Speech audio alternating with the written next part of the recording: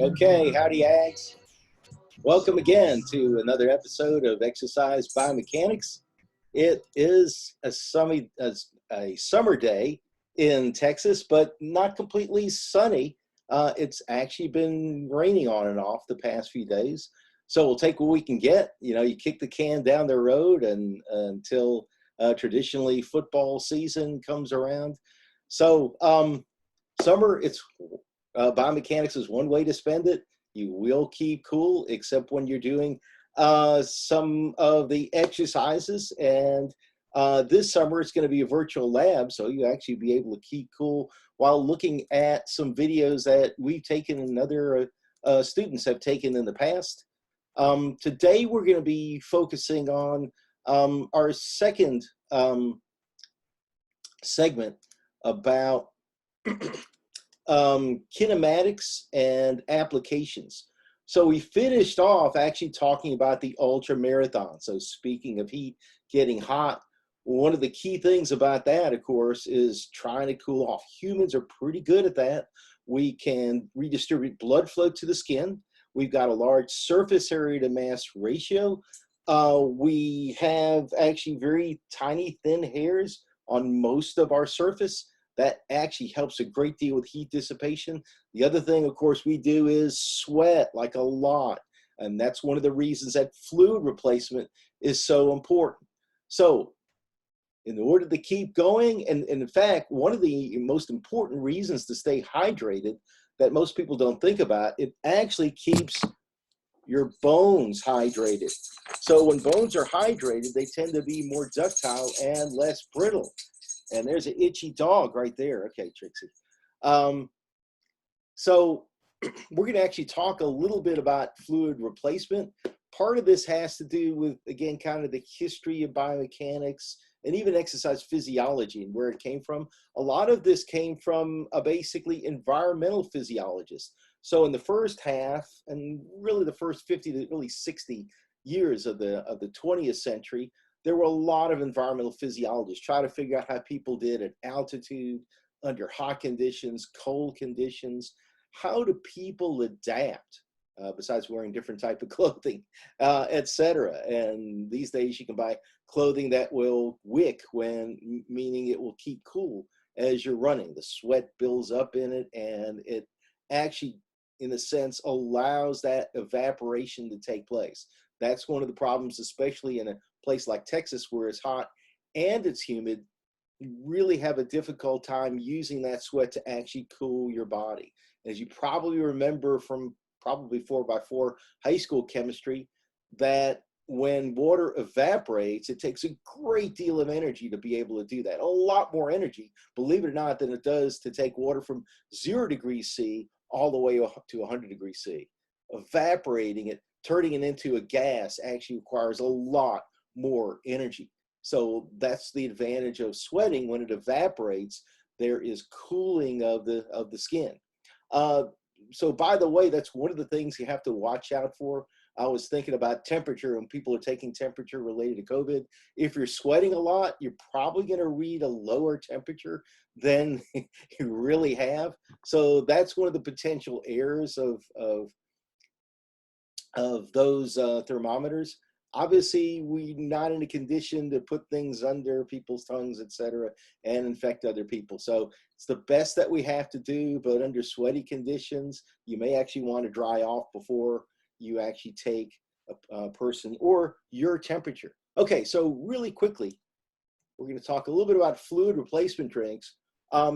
A, because it's a cool story, and B, because some of the people involved, like D.B. Dill and Robert Cade, very famous individuals. If you haven't heard about them, they're kind of legendary in our area. D.B. Dill founded the Harvard Fatigue Lab in the 1930s at Harvard. And it was basically designed, it worked through the end of World War II up till late 40s, 1948, 1949. They were trying to figure out, again, a lot of these people were environmental physiologists, how people did under different conditions and what did it take for individuals to be able to have really good endurance, to have really good speed, to be able to produce a lot of power. These things weren't known back then, and actually we're still at the muscle level. We still don't completely understand it. We have a much better handle on a lot of that, but there's a lot of mysterious questions that still remain, especially in terms of adaptations, hypertrophy and atrophy. We still don't completely know. We know some anabolic pathways that we're going to talk about, etc. But there's still a lot of stuff we don't know about atrophy with spaceflight, diseases like muscular dystrophy, even how muscle hypertrophy really occurs. Probably because there's more than one mechanism involved, but there's some new information related to an area we call mechanotransduction that we'll get into later on in the semester. Okay, fluid replacement. So this is D.B. Dill, founded the Harvard Fatigue Lab. And after it disbanded, he moved to Las Vegas or around Las Vegas. And he actually had a laboratory on Mount Washington where he was investigating altitude. As I said, a lot of these people were environmental physiologists. So he also studied heat. Well, when they were building the Hoover Dam, it was called the Boulder Dam originally. When they were building the Hoover Dam, they were having incredible problems with the workers because, as you can imagine, this is near Las Vegas. So Las Vegas in the summer is 110, 115 degrees. In the Grand Canyon, because this is at the end of the Grand Canyon gets pretty hot. So if you go to the Grand Canyon in the park in Arizona, closer to Flagstaff, there can be like a 20-degree difference between the cliff, the top of the Grand Canyon and the base. So a lot of people crawl up and down, but you have to be ready because A, it's going to be a lot hotter on the bottom, and B, it takes a lot of energy to go down and, of course, naturally to go up. Now, going down, that involves a lot of eccentric or lengthening contractions. So that's the part, as you probably know, or you may know from exercise physiology. Those are the type of contractions that actually cause muscle soreness and muscle damage and actually reduce the ability to be able to produce force. Okay, so back here we are to the Grand Canyon. In order to produce a dam that will allow water to build up behind it, this is Lake Mead. This is a reservoir from which a lot of the water that goes into drinking water and everything that's used in Southern California, a lot of that water in San Diego, Los Angeles area, etc., comes from Lake Mead. And of course, this water also goes towards all the fountains they have in Las Vegas, etc. So in order to handle this type of load, you need lots of concrete, mega and megatons of concrete. And because the hydrostatic pressure is higher in the bottom, the farther down you go into the water, it's like going into a pool. For each 15 degrees, you have the equivalent of 1 atmosphere increase in pressure. So tremendous pressure at the bottom. So they had to pour a lot of concrete. So concrete's a special cement. It's got sand, it's got gravel, it's got water. You put it all together, and when concrete is poured and when it's curing, it produces what we call an exothermic reaction. So that's a reaction that produces heat. You may remember that from either college or high school physics. With an exothermic reaction, and you're in a canyon, it's probably anywhere between a good day, 90 degrees versus 120, 125, and then you're pouring concrete, which is curing and is producing heat. So the workers were under tremendous thermal stress, and they didn't really know much about fluid replacement drinks and even replacing simply with water. one of the things we didn't understand then is that the human thirst mechanism is just an approximation. It's really not that great.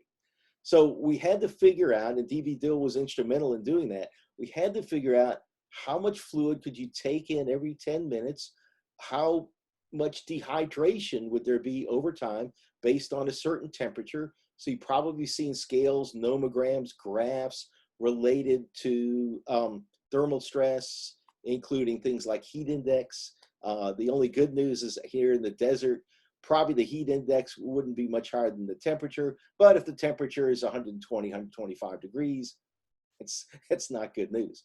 So the question was, how long could the workers work continuously? Could it be an hour, 2 hours, 3 hours? How much fluid could they take up? And relate those two, because once you become dehydrated over time, your ability to be able to handle thermostress gets worse and worse. So it turned out that most humans can handle about 8 to 10 ounces of fluid every 10 to 15 minutes. Even if you're a lot bigger, you would think you could consume more water. You really can't. So this is one of the reasons why, like, offensive and defensive linemen in football often get really dehydrated. They can't fluid replace much faster than the running back or the quarterback, believe it or not. So because that's true, it meant that the workers, and plus they were working under conditions where there wasn't a lot of room. So it meant that it was ideal, believe it or not, to have workers that were a little bit smaller, and they could only do really 2 to 3 hours at a time, drinking water every 10 to 15 minutes, and making sure that they were looking for conditions where they were going into heat stress or heat stroke. And when that happens, sometimes the sweating stops, you get nauseous, etc. So they were looking constantly for symptoms because they had a number of workers before that who had passed, who had died because of these really, really tough conditions. So D.B. Dill is sometimes known as the pioneer of fluid replacement drinks. Mostly work with water, and the next step was really, can we do better than that? Can we do better than water? The answer is actually yes. Sometimes common belief is water's best, and water's pretty good. Water's better than, well, let's say Coca-Cola with a lot of sugar in it, or Powerade and some of the other drinks that aren't formulated quite correctly. But Gatorade, believe it or not, was Robert Cade was an MD and researcher at the University of Florida, and I think he did actually work with the football team. So he developed the drink Gatorade to increase gastric emptying of fluid and actually protect hydration. There was a study done around 1990, and some folks I know might have been involved. I might have even been involved. Oops. Where we actually did show that with these types of drinks, that fluid replacement with something like Gatorade, it wasn't the Gatorade brand, but it was a drink that worked like Gatorade, actually worked. So let's talk about how it works, because it's a really interesting phenomenon. So Gatorade sells itself on electrolytes. When you're exercising, believe it or not, your blood, your serum actually gets more hemoconcentrated. And that's because you're sweating, you're losing fluid. You also get a redistribution of fluids within the body. The interstitial fluid around the cells is also hemoconcentrating. What does that mean? That means the solutes are actually more concentrated. They're not less concentrated. You got plenty of sodium, plenty of potassium, etc. You sweat out some electrolytes, but remember, you're usually losing a significant amount of water. So we'd like to be able to replace them. Sometimes if you're really worried about potassium, maybe have a banana. But back to this. Well, you do get some electrolytes, but that's not actually how they help hydration. So this is where it gets interesting. There's usually some carbohydrates. Sometimes they're simple and sometimes they're more complex sugars that get broken down into glucose, occasionally fructose. But you want a drink that's higher in glucose than it is fructose. Fructose is hard for the stomach and the small intestine to empty. So this is actually a glucose ATPase pump, glucose ATPase pump. So this would be the lumen, let's say, the small intestine. So you downed your Gatorade, downed your fluid replacement drink. It has water. It has glucose, which is negatively charged. All carbohydrates are negatively charged. We've got sodium, which is positively charged. So with this pump, it requires ATP to be able to drive the pump. Glucose goes across into the bloodstream. Because it's negatively charged, it needs a positively charged ion to go along with it. So that's sodium. Sodium rushes in to the capillaries and arterioles. Probably they'd be arterioles. And water is dragged along by sodium. So when sodium moves across, so does water to protect the osmolality gradient. In fact, one of the reasons that Gatorade works and it's able to replace water and fluids pretty fast, as well as the electrolytes, it has an osmolality. That means the concentration of solutes in the liquid. It's about the same as in the blood. So the blood likes it. You know, it's not too concentrated. So I hate to say, like Powerade and a few other drinks, they're super sweet, but they're super concentrated, so they don't empty as fast. Because they have so many solutes, it actually, you have a water gradient going from the bloodstream to the lumen. So it's harder to get water across. You actually have to pump it. But it's like bailing, you know, a boat that has a leak in it. So it's a little bit tougher. Water itself works pretty well, but it doesn't work quite as fast as this.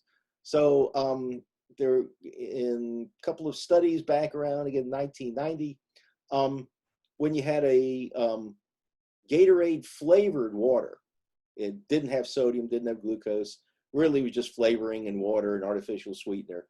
And you give that to football players versus Gatorade or Gatorade-like drink. The Gatorade-like drink works significantly better in terms of fluid replacement. So it actually does work, but sometimes not exactly for the reason that they advertise, because, well, it's taken me about 5 minutes to explain this. You only have 30 seconds in a commercial. And you have to explain some science. So it would be cool, though. I think they should actually have, like on their website, where you could click and actually discover how Gatorade actually works. Okay, so we have been talking about endurance running, endurance training. Now we're going to focus on power athletes. They're unusual. Like endurance runners, they pick their parents wisely. Fiber type distribution, specifically type 2 fiber types, or type 2 fibers. The percentage of type 2 fibers that a person is born with, that doesn't really change that much until you get older, when you actually start to lose fast twitch fibers. There's no training mechanism that can actually increase the percentage of fast twitch fibers. Weightlifting won't do it. Sprint training won't do it. You can get a little faster with sprint training. Part of that has to do with your muscles' ability to handle calcium, but you can't increase the percentage of fast twitch fibers. So if someone is born and we do biopsies and we discover in their quadriceps there's 75 to 80% fast twitch fibers, well, that's just kind of an extra booster rocket that they happen to have. And power can be thought of as the product of the force we can produce, remember, and the speed at which we can produce a movement. So force times velocity, force times velocity. So this is ideal in terms of sprinting. So notice our graph. Remember, it has two y-axes. It's a little bit more complicated than most graphs are, but I think it's relatively straightforward. So remember, with endurance training, we're increasing running velocity by, again, the product of the stride length times the stride rate. When we're going from kind of walking to jogging to endurance running, what we're doing is we're increasing not the stride rate, but mostly the stride length. However, once we get to speeds 8 to 10 to 11 to even 12 meters per second, where we're sprinting and we need those booster rockets, notice the stride length no longer increases. It's the stride rate. it's the stride rate. So the greater number of strides we can take per second, really get that engine, that RPM on that engine up, and the more torque we can produce and the more power we can produce, the faster we're going to go. So a sprinter, to me, is really like a drag car, one of these vehicles that can go from 0 to 200 miles an hour in just a few seconds, like 10 seconds. They are unbelievable. So drag car racing, it's really fun. You get to produce lots of torque. They've got these huge engines. So we talked a little bit about power being a combination of force and velocity. So this is where it comes from. Mechanical work, remember, is the force we're exerting multiplied by how far we move an object. So if I lift an object like this, oops, the mechanical work is actually the amount of force, which would be usually the weight, and the distance that I've raised it. That combination will be work. Power is really work rate, how fast we're doing the work. So work divided by how long it takes to accomplish that work. So the way we can think about this, if work is equal to force times distance, and then we divide by time, we can then assume that since we have a distance, we'll divide that by the amount of time.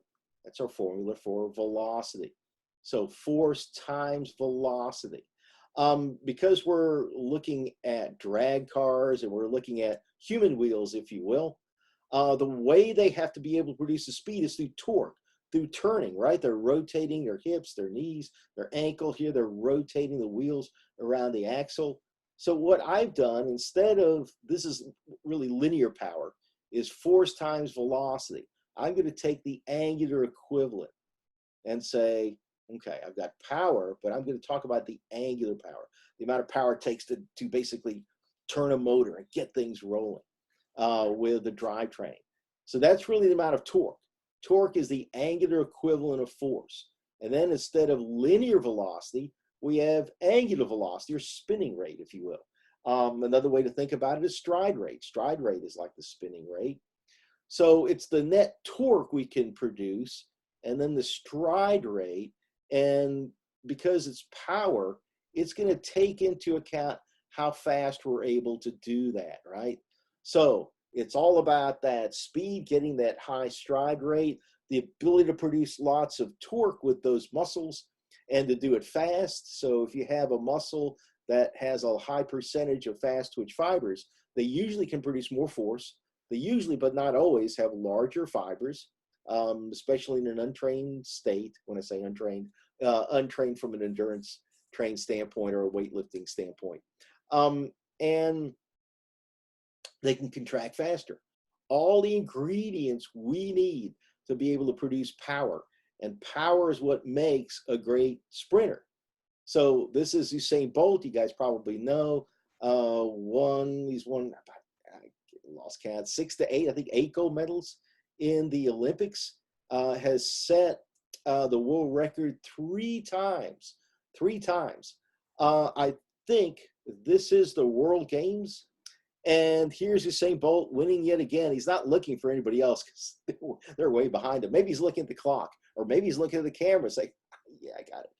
So here's probably one of the most frustrated people in the world. This is Tyson Gay. You may or may not have heard of him. He's won a number of medals at the Olympics, but just not gold in the 100 meters. Both Usain Bolt and Tyson Gay together hold the 4 fastest times ever in the 100 meters. And this is actually the race in which he has the fastest time in the world. If Usain Bolt never lived, we just erase him somehow. Like Back to the Future, he fades away. That's the fastest race ever.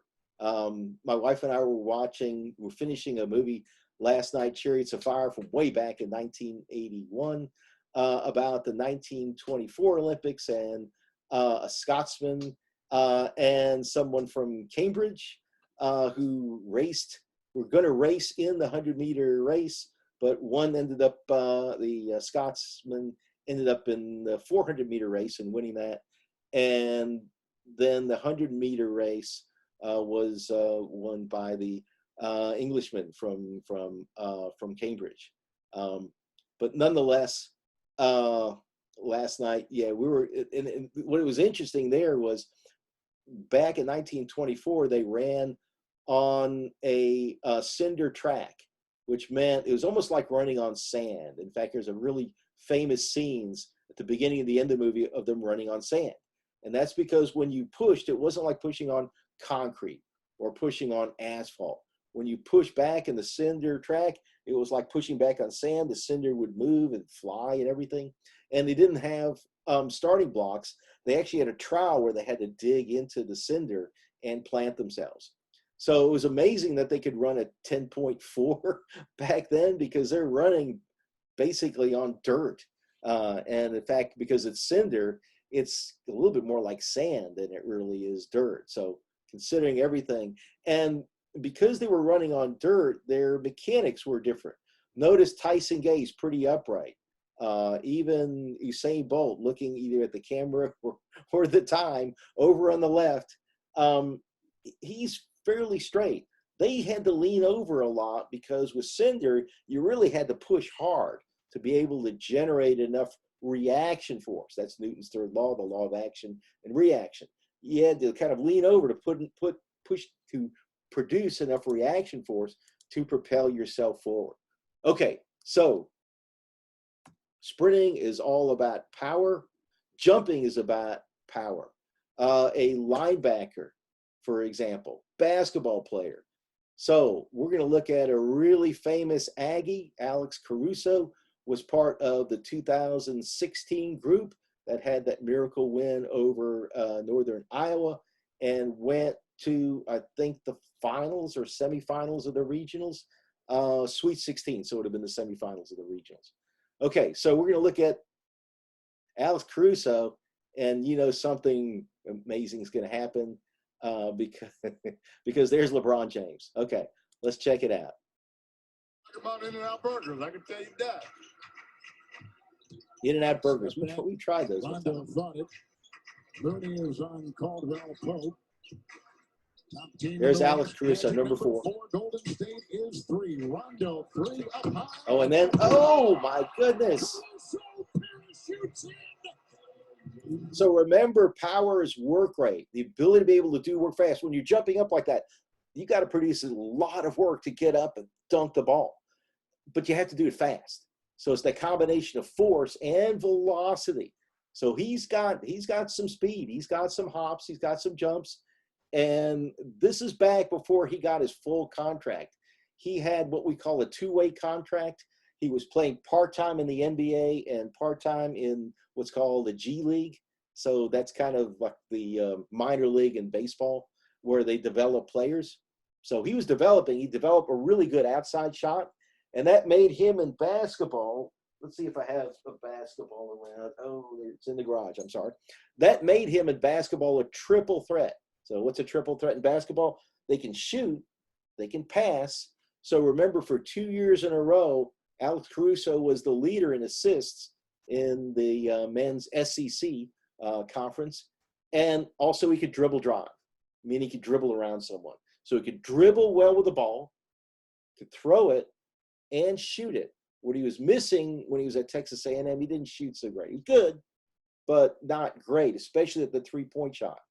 That means he's hard to guard. Very difficult. You have to lay off of him sometimes because he gets the ball. He can shoot that three-pointer. Okay, there's LeBron. He's like, what just happened? 13 for Durant, 10 for Cousins. Let's look at a couple other angles. Oh, my goodness. Caruso came off the weak side and puts in the jam. He is 1 of 7. Here we go. For just a moment, he gave everybody a jolt. We'll take a break, then take you to the American Express halftime report. So that's one way to get your full NBA contract. So he's a 2-year contract now, and hopefully they'll be playing again. I'm filming this near the end of June, but by the end of July, we think we're going to be playing basketball again. There won't be much of a crowd, but if we can do it safely, And by the way, safely. Oh, let me get in my 2 cents again on safety. So it's all about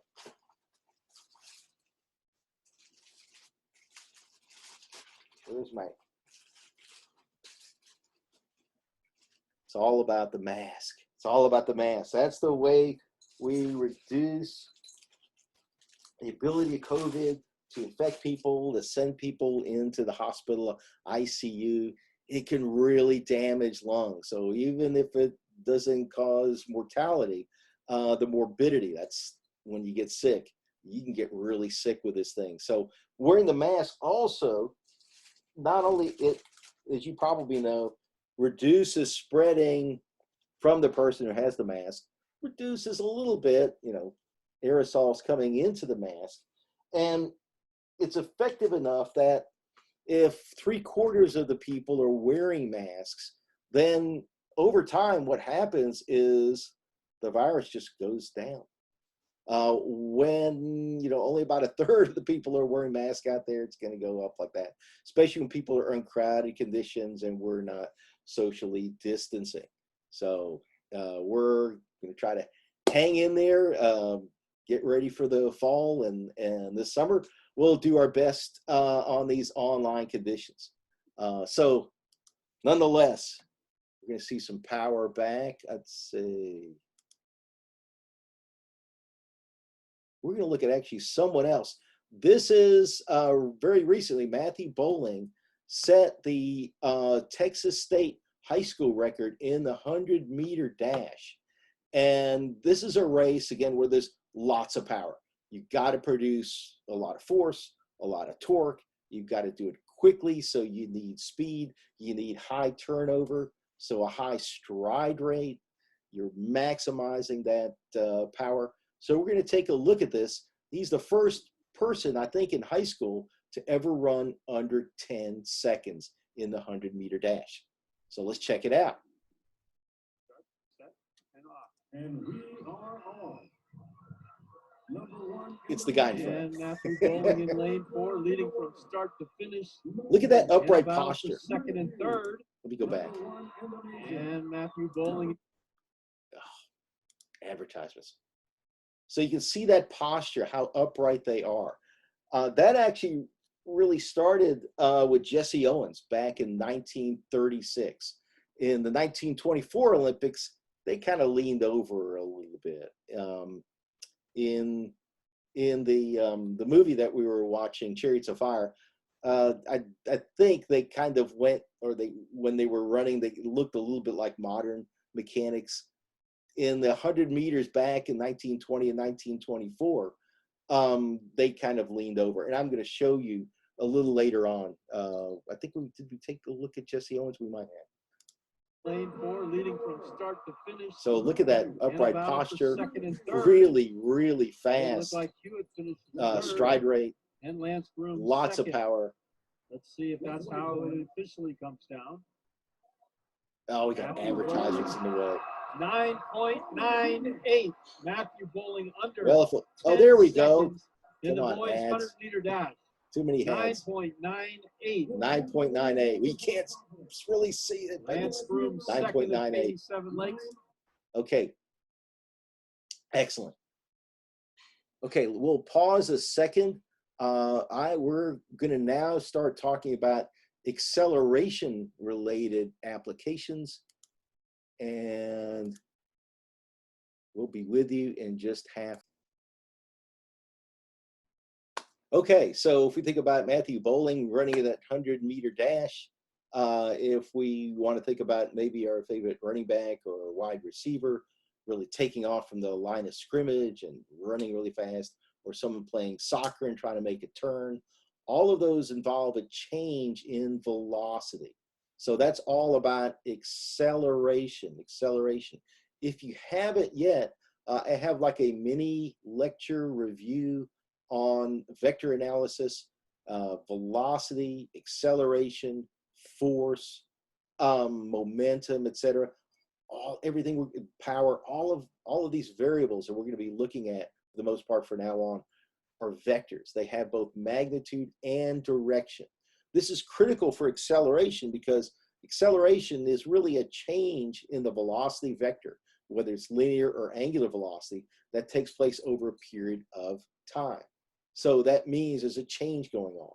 And since it's a vector, and vectors have magnitude or length, but they also have direction, if you change the magnitude, either increase or decreasing, or you change the direction, or some combination of both, you're undergoing acceleration. Doesn't matter, again, whether it's increasing or decreasing. It takes just as much acceleration and force to slow an object down for a given change in velocity and mass as it does to increasing it. So if you're initiating, changing, stopping, whatever, it's all about change. So our body, our limbs, joints, etc., they're speeding up and slowing down all the time, regardless of what type of movement task we're involved with, whether it's throwing or kicking or running. So here we see some folks in the 400-meter race going around that last turn. That's really tough because they're trying to maintain their velocity while turning, changing the direction of that velocity vector. That means they're accelerating. So here's a baseball player trying to increase their speed very quickly, trying to maybe steal second base. Here we see some folks turning and trying to slide, changing their velocity, both the magnitude and direction. So they're indeed accelerating. It's all, like I said, about change. So any change in the velocity vector, magnitude or direction over time, whether you're speeding up, slowing down, or simply changing direction, means that we're undergoing acceleration. From a math standpoint, it actually doesn't really matter whether it's increasing or decreasing. We sometimes call positive acceleration an increase in velocity over time. Negative acceleration is a decrease in velocity over time. So just like we did with velocity, we're going to talk about linear and angular acceleration. So linear acceleration, maybe someone's trying to clear the high jump, clear the bar. Very challenging to do. Some really good technique here. This person, notice the hip flexion and knee flexion. That's allowing the hip extensors, knee extensors, and you can see the plantar flexors. Look at that gastrocnemius contract. These muscles are now going to be able to, because they've been stretched, and we were at joint angles where those muscles can produce more torque at the joints. We're going to be able to push off higher. Notice as this high jumper is pushing off, the leg goes up, but so do the arms. That's raising your center of gravity while look, your toe is just barely touching the ground there. So she's raised her center of gravity almost a bar length to start off with. And here she's going to do that Fosbury flop. You need a lot of trunk and back hyperextension, flexion of the knees. So that way the center of gravity for this individual might be a bar level or below. And that reduces basically the amount of impulse. That's the ability to change momentum. So really good technique. Here's where we're looking at it, landing on the pit really nicely. That's my favorite part, landing on the nice soft pit. So linear acceleration is simply change in linear velocity divided by time. So it's delta V divided by delta T. Remember, delta just means change. Something's going on, something's happening.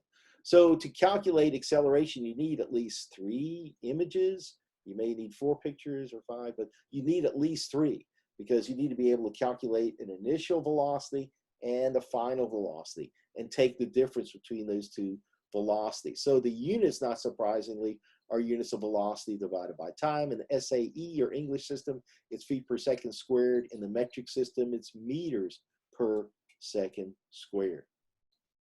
Okay, very famous basketball player for AC Law, because you guys were young, very young, when AC Law played back around 2005, 2006. I'll reintroduce you to him. Probably the best point guard that A&M has ever had. I would say Alex Caruso's probably number 2. Certainly the most famous now because he's playing for the LA Lakers in the NBA. And once the season restarts, who knows? Maybe they'll go a long way. But AC Law was another person. Well, in college, he was a triple threat. He was really quick, really fast, also a left-hander. That makes it a little bit more difficult to guard because people have to rethink how you're guarding someone. You have to guard one side versus the other. But he was really fast, really quick, so he could dribble. He could shoot some three-pointers. There's some really famous three-pointers, a buzzer beater against TU, University of Texas. And then in the last 20 seconds, the last shot against Kansas to win, also back in the day. And they helped to really resurrect the Texas A&M men's basketball program. And since then, we've had some ups and downs, but we've been to the NCAA 7 times since then, the Sweet 16 3 times, I think. So not bad. And Buzz Williams is a really good coach. He did a lot this last year with probably not as much talent as they've had in the past. Really good teachers. So he's had really good success at Virginia Tech, almost beat Duke a couple of times a couple of years ago. No, he did beat Duke once and lost in the regional Sweet 16, if I remember correctly. So anyway, I expect big things. He's the kind of coach that will give Kentucky a hard time. So that's what I like, when we give Kentucky a hard time. Okay, back to AC Law, triple threat. Could shoot the three-pointer. He was left-handed. Shoot the three-pointer.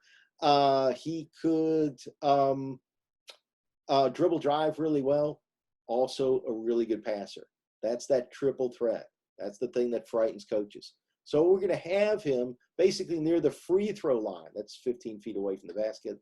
He's going to dribble starting at 15 feet per second. And he's going to move in a straight line towards the basket to make a layup. When he reaches the basket, 0.7 seconds later, his velocity is now 26 feet per second. So he's got an initial velocity, a final velocity. We have the amount of time it took to do that, so that's delta t. Let's find the average linear acceleration. So this is pretty straightforward. This is actually the winning shot against the University of Texas. And I may try to copy and paste that because it's really exciting. So we may do that in just a second. Let's finish this problem first. So I've drawn a couple of vectors. There's an initial vector, 15 feet per second. There's his final vector, 26 feet per second. We're going to, as I move stuff around, my box is moved, that's okay. The acceleration is the change in velocity divided by change in time. So we'll take the difference between those two velocities. We're going to take the final velocity, subtract from that the initial velocity. We've got 26 minus 15 feet per second. That took place in 0.7 seconds. And that's 15.71 feet per second squared. So to give you a perspective, the acceleration due to gravity is 9.81 meters per second squared, or in the SAE or English system, 32 feet per second squared. So that's almost half a G. That's pretty good because that's horizontal force. He also probably was producing a much larger vertical force, but to produce half a G in horizontal force to accelerate him, that's pretty tremendous. So let's take a look. I'm gonna try to move this around, paste it.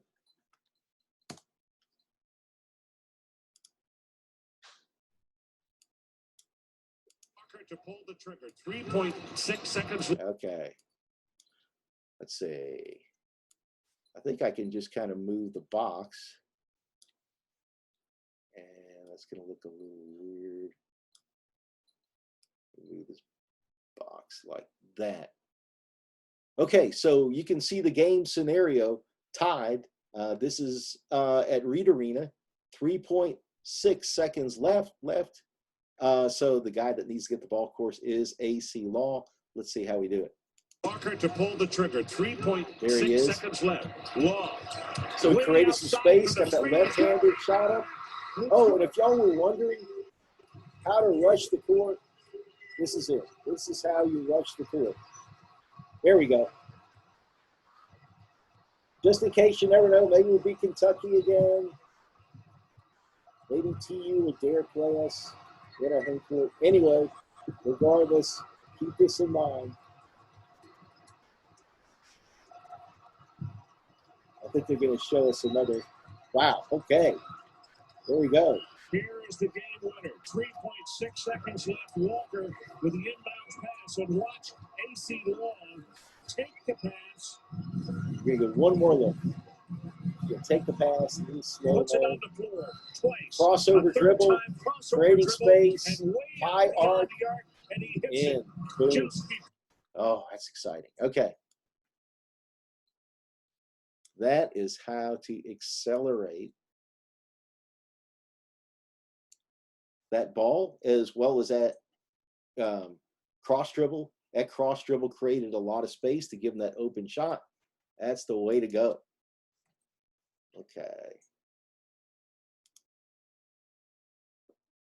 Here we go. Oh, I forgot I embedded it.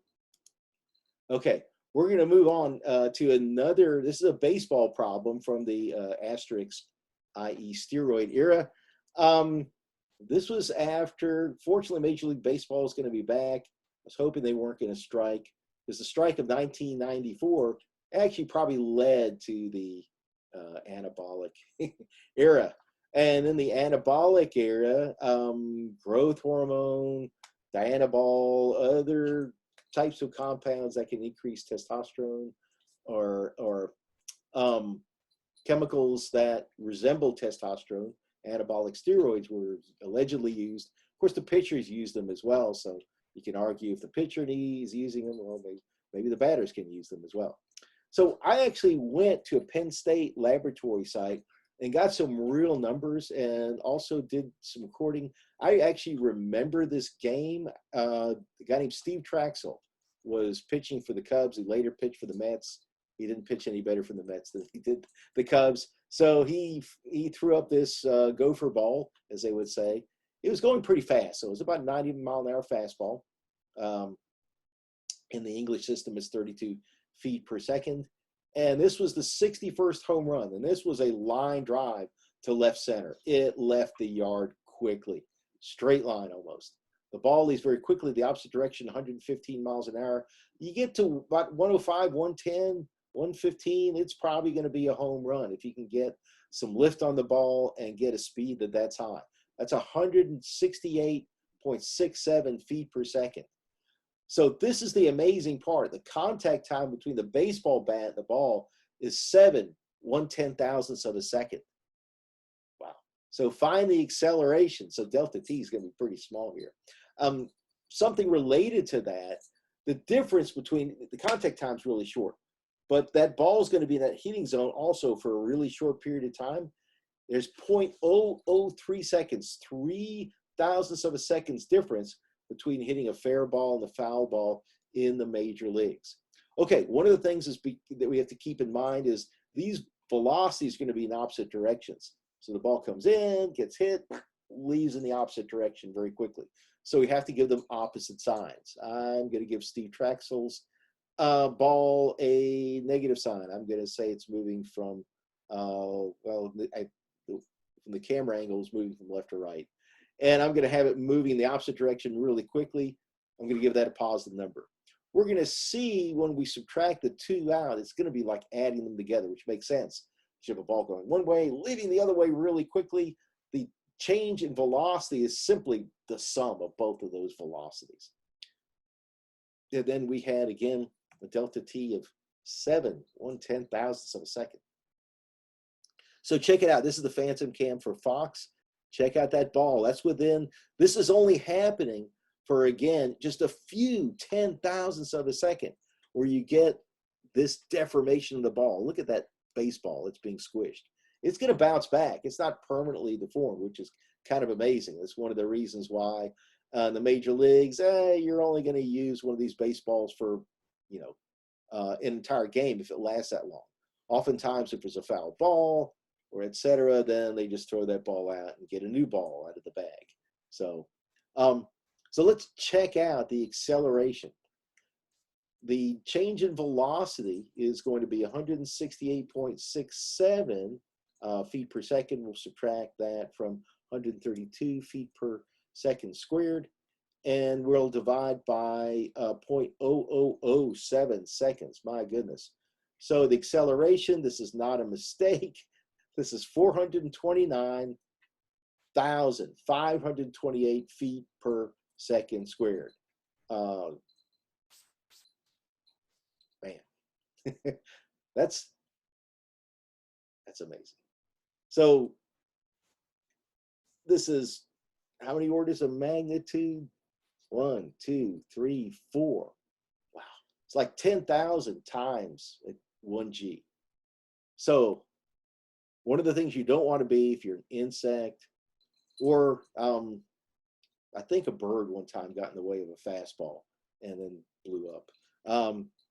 You don't want to get anywhere near this. This is why they have a batting cage, because these forces are tremendously high. Well, keep in mind that a baseball doesn't weigh nearly as much as a human being or a metal post, etc. But the point is, amazing accelerations. We're going to take it one step further. And this is something I always like to do, because now I'm curious with this kind of acceleration. And if I know the mass of the baseball, it's pretty light. It doesn't have a lot of mass. It's 0.145 kilograms. And then I have to convert using slugs. Remember, slugs are the units of mass in the English system. Divide by 14.59 kilograms to get, yes, 0.009938 slugs. That's the mass. If I multiply that by the acceleration of the ball when it's on the bat, that's 429,528 feet per second squared. And I have it in meters per second squared. Multiply the two together. And if I multiply slugs of mass times feet per second squared, I actually get pounds. Okay. So those are the units that are pounds. It's like one slug accelerated at 1 foot per second squared, that's a pound. So if I multiply them together and keep my unit straight, keeping your unit straight is, again, really important, I get pounds. 4268.78 pounds, over 2 tons of force for Mark McGwire, who actually hit like about 40, 42 home runs his first year in the major leagues. And even though he got a little bit of help later on to hit like 73 or so, something like that, I've actually forgotten. I think it was about 70. And then maybe Barry Bonds hit 73, but just crazy, super crazy numbers. He still would have hit probably 600 home runs, even without a little help later on. And even Barry Bonds probably would have hit over 755 home runs and broke Hank Aaron's record anyway, if he hadn't gotten a little help. But he saw, Sammy Sosa, Mark McGwire getting a little help. He's like, I'm going to join the fund. So, but well, these forces, these accelerations are unbelievable. And this is what keeps trainers, athletic trainers, physical therapists, orthopedists, nurses, this is PAs, this keeps you guys in business, because these forces and accelerations are just unbelievable. So I've got a soccer player, Jesse is a striker in soccer. I'm going to do a little problem where I do a tip-to-tip method with a vector, where we're just changing direction. This is the only time we'll use this type of strategy in the class.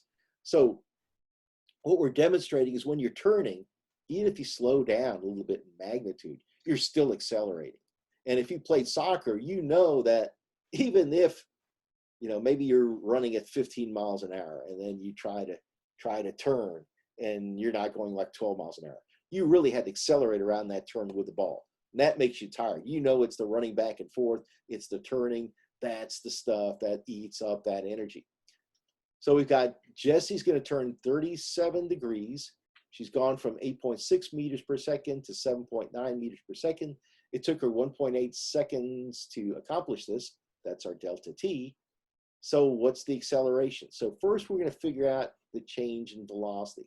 But because we're turning, we're going to set it up with like a vector problem where we have someone running and then turning 37 degrees. So I'm going to set it up where I have both tips pointing outwards. And now I'm going to take the difference between the two tips. That's going to be side C of this triangle. which is going to be the change in the velocity vector. So I have a 37-degree angle. I got two sides. I'm trying to solve for side C. That sure looks like the law of cosines to me, and that's what we're going to do.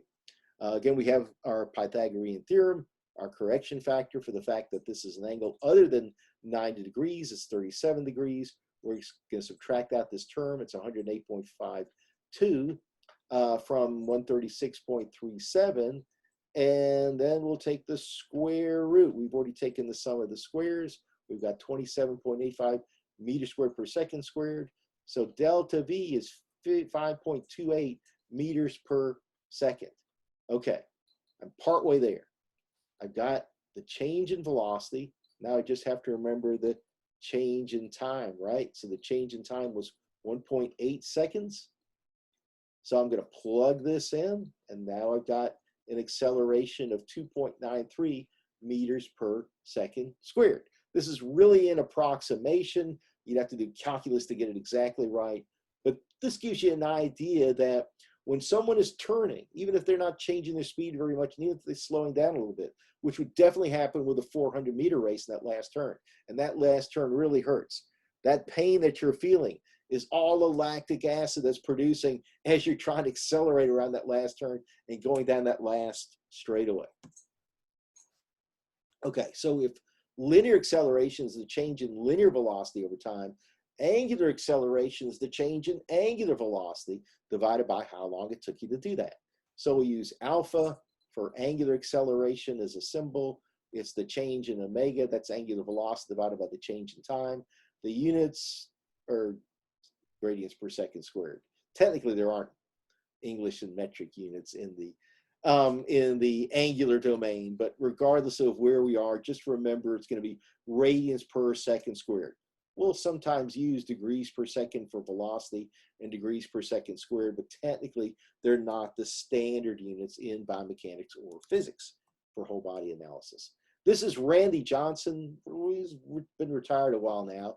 He was, I think, the guy that accidentally hit the bird with a pitch and the bird exploded. And that's because he could throw the ball over 100 miles an hour. There have been a handful of pitchers in the last decade or two that can clear 100, 102, 103 miles an hour. Some of them are relief pitchers, not surprisingly enough. Look at, the amount of, oh my gosh, that's external rotation of the shoulder, unbelievable. And then look at that elbow joint, oh my goodness. So this is why they're buckets of ice waiting for their shoulder and their elbow. And this is why they have a pitch count. And if we had an extended normal season of 162 games, sometimes, as you know, they'll shut down a pitcher if they pitch too many innings, because that's lots of stress, and we're going to see why. You can have peak angular velocities of 2,000 plus degrees per second. Let's look and see what kind of angular accelerations we have. So we've got two elbow joint angular velocities. We're going to start at right about here, 260 degrees per second. Wow, look at that. Ooh. Yeah, I'm looking at a tendon there that could pop. The elbow joint 2 frames later, we'll keep that in mind, is now moving at an angular velocity of 1310 degrees per second. Remember, it's 306 degrees in a circle. So they're moving much faster than being able to complete a complete circle in, it's like really that whip-like motion. So this is where that kinematic chain is really working. So sorry about my artwork. So we have an initial angular velocity of 260 degrees per second, a final angular velocity of 1310 degrees per second. We have a film speed of 30 frames per second. We have 2 frames elapsed. So I'm going to calculate delta t like we were using digital video. And with digital video, we know the film speed, how many frames per second. We take the reciprocal of the film speed, multiplied by the change in frames, we can calculate how much time has elapsed.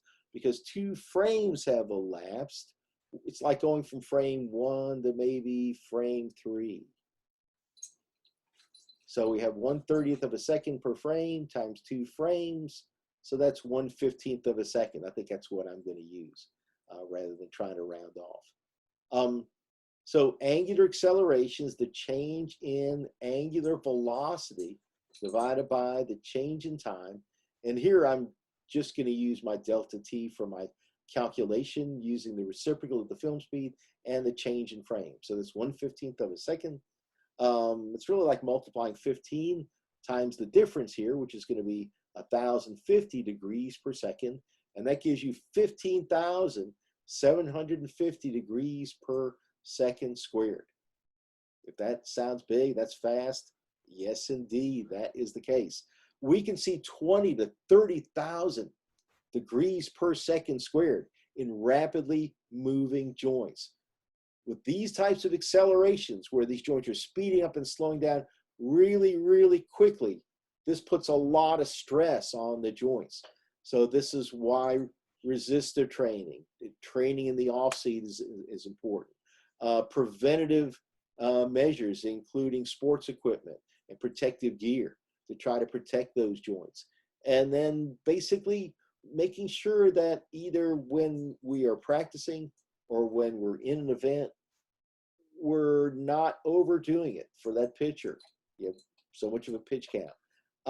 For runners, doing 2-a-days, especially for like a miler, may not always be a good idea.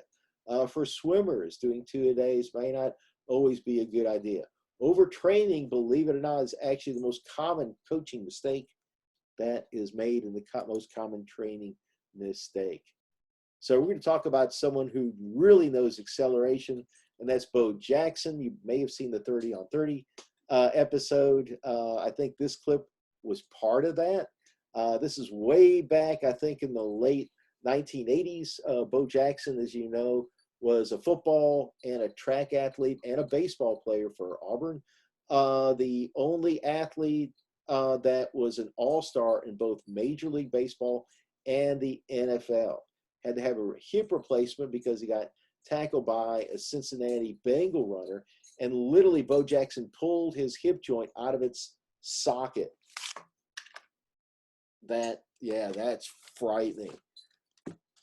Okay, so Bo Jackson's 6'3", 6'3.5", 235 pounds, and whether he was on the track, baseball diamond, or the football field, not only one of the big, as far as someone who's not an offensive or defensive lineman, one of the biggest people out there, but also the fastest, not one of the fastest. He's usually the fastest.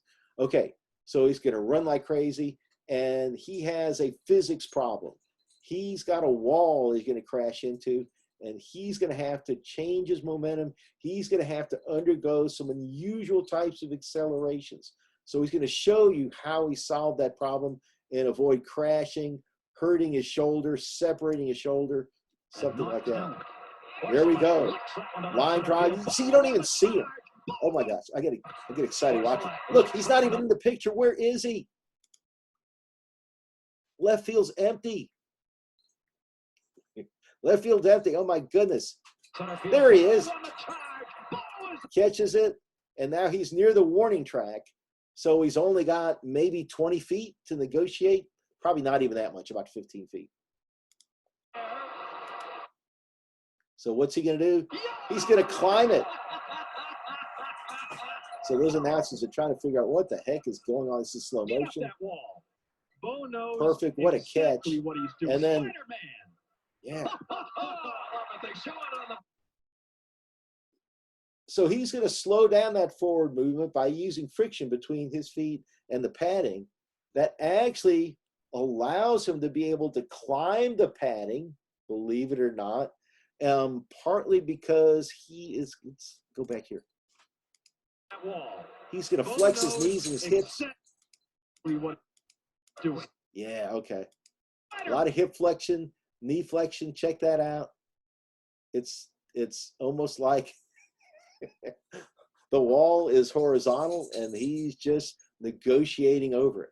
Well, as he's lifting this very heavy weight upwards, he's using gravity to slow down that movement, and then that padding is helping him to slow down that forward movement. He's using the flexion in his hips and his legs to also slow down that forward movement. It's like a slow moving collision where we're increasing the time over which the collision occurs and therefore reducing that impact force. So that way avoiding injury, even though no one's ever done this before or since.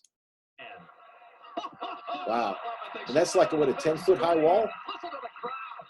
He's going to climb it all the way up. Yeah, piece of cake. Holy mackerel, as they would say.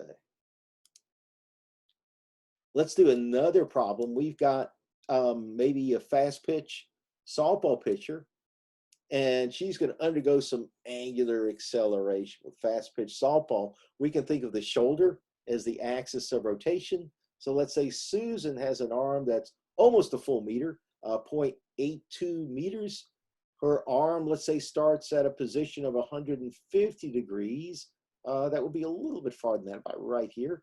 6 frames after we start filming, and the next 2 consecutive frames. This is a key word.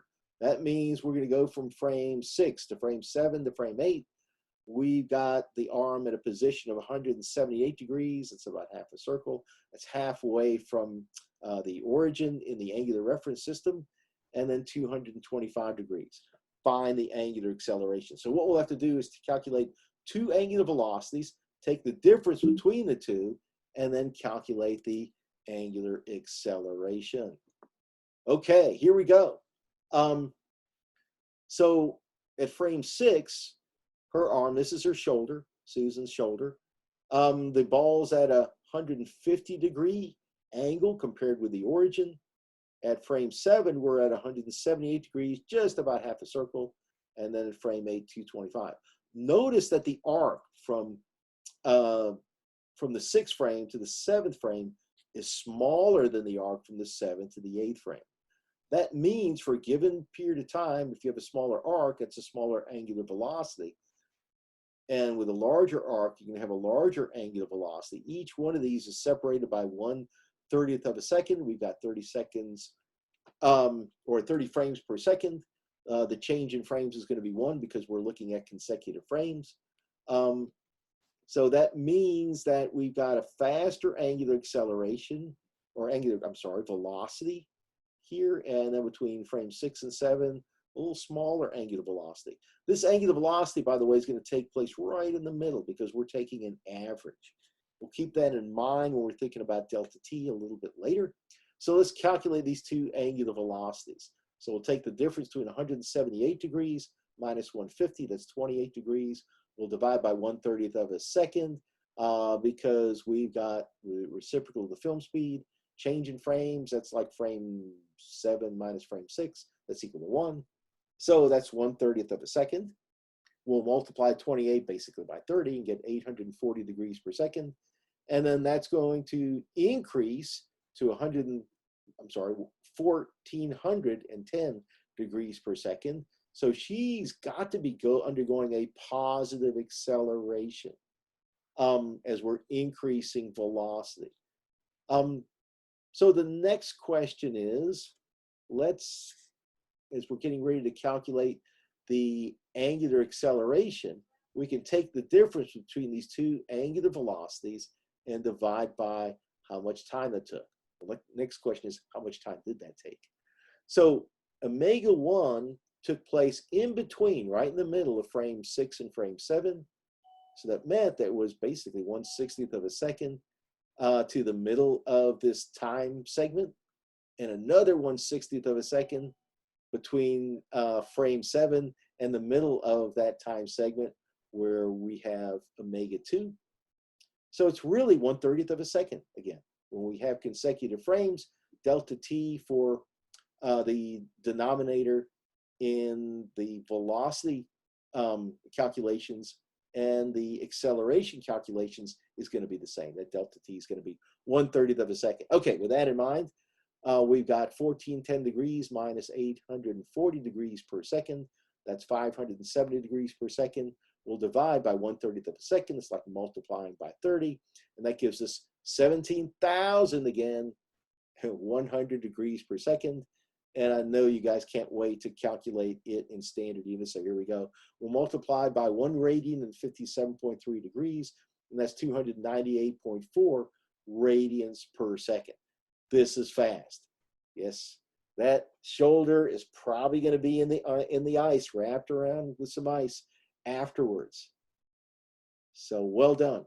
Okay, we're going to stop here. I'm going to have a shorter lecture that's related to projectile motion. And then we're going to move, as we're transitioning, we're going to move into forces and how changes in movement are caused that can result in linear and angular acceleration. So it's all about change and all about how we're going to do that. So once we talk about projectile motion, that's leading in to kinetics. It's hard to separate kinetics and kinematics because we always want to know why and how something is occurring. But that's it for today. Hope you guys have a good one, and we will see you really soon.